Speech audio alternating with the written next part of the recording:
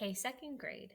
So today, the skill we're working on in writing is thinking of a lead that hooks our readers. So, something that's going to quickly engage your readers and want them because we want them to keep reading our stories. So, we have to write leads or the beginning of our stories with something that's going to grab their attention right away. So there's a couple of different ways that we can lead to hook our stories. And the first really interesting one is using sound. So we could make a sound like pop, splash, bang, drip, meow, tick tock, crash, achoo, or thump. Something that's going to immediately say, pay attention to our readers. So I have an example of a book that uses this sound tool to hook our readers. The little engine that could. I'm not going to read the whole story. I'm just going to read the first sentence. Chug, chug, chug. Puff, puff, puff. Ding dong, ding dong. So this story immediately we're going into the sound, and I can tell from the picture and I can tell from the sounds that I'm listening or hearing a train. It really puts a picture in my brain of a train trugging along. So that's an example of a sound lead. Another way to lead off your story is action. So I finished the last question and threw down my pencil with excitement. That is an action that we're reading right away. I can put a picture in my brain of what's happening.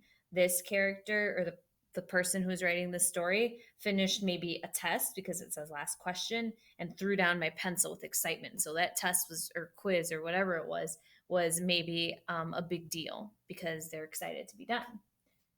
So, an example of starting with an action I have from Fancy Nancy, and right away something is happening. I almost always get to school early, but on Monday I am tardy. That's a fancy word for late. So I can see her action is that she's coming to school and I already know what's happening. So if she's at school, she's late, maybe she's rushing in, but I have a picture in my brain of what is happening because I was told an action. So this is an example of an action lead. So doing something. You, since you are the main character of your personal narrative, you are already doing something maybe. All right. The next one we're going to talk about is question. And this is the one that we probably see the least in our in books starting off with a question, but us as writers, we can totally use this way to lead a story. It's still going to hook your reader because they're going to answer the question in their brain. So the question example here is or the lead example here is, do you make a wish when you blow out your birthday candles? I will never forget the wish I made on my 7th birthday.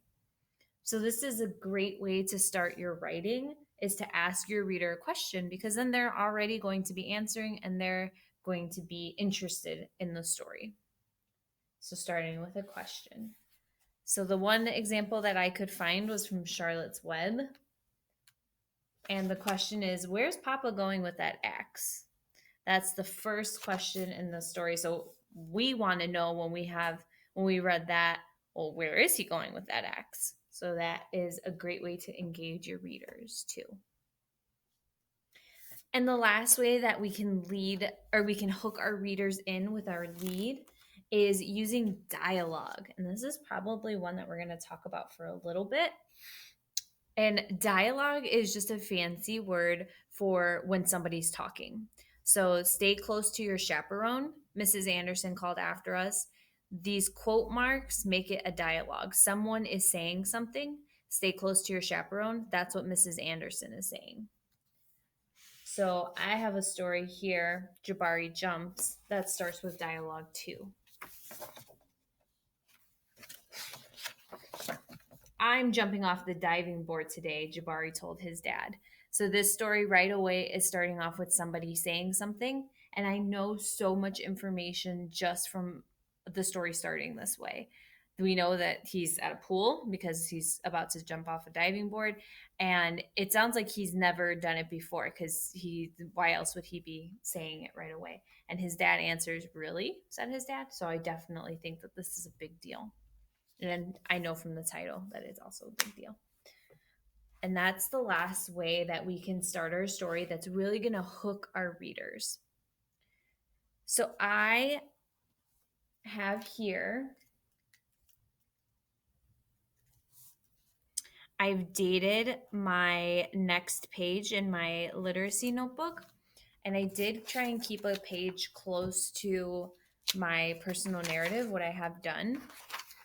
So I am going to just come up with 2 ways that I can start my personal narrative. So it might be a good idea to go back and reread what you've already written, and then try and come up with 2 ways that you could start your story.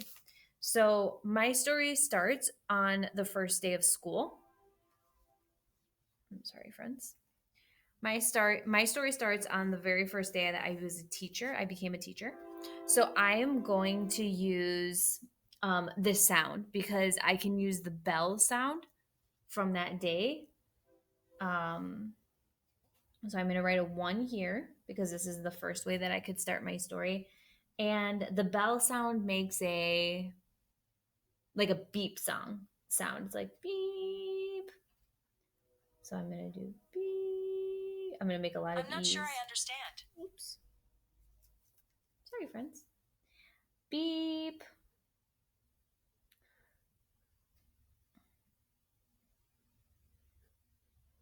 And then I'm going to say the bell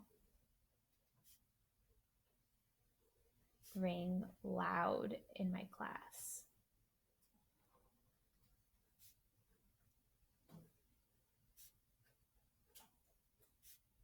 It was time to go.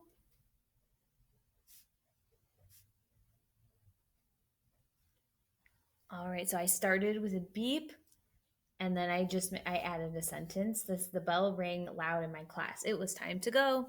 And that's all I'm going to write for that option. This is one choice I have, and I'm going to skip a couple of lines, and I'm going to write number 2, and I'm going to come up with a second choice for my writing. So I'm actually going to use the question, because I think that lots of people are nervous on their first days of school, just like I was. And I think it's kind of funny that you guys, I think, are always nervous on your first day of school, but the teacher is always nervous too. So that's kind of fun. So I'm going to say,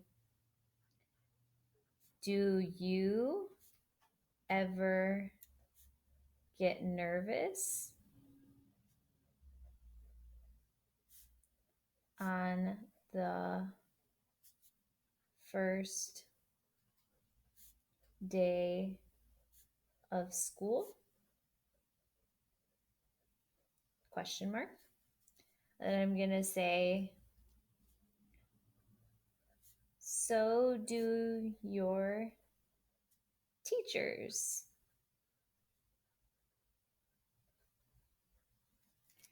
And now I have my second lead that I could choose. So I'm gonna upload these to Seesaw, and then another day when we are adding to our personal narrative, we're gonna make a choice if we want to use this one or if we want to use this one. All right, so it's now your turn to go and make 2 leads for your personal narrative, and then upload it to Seesaw. Good luck.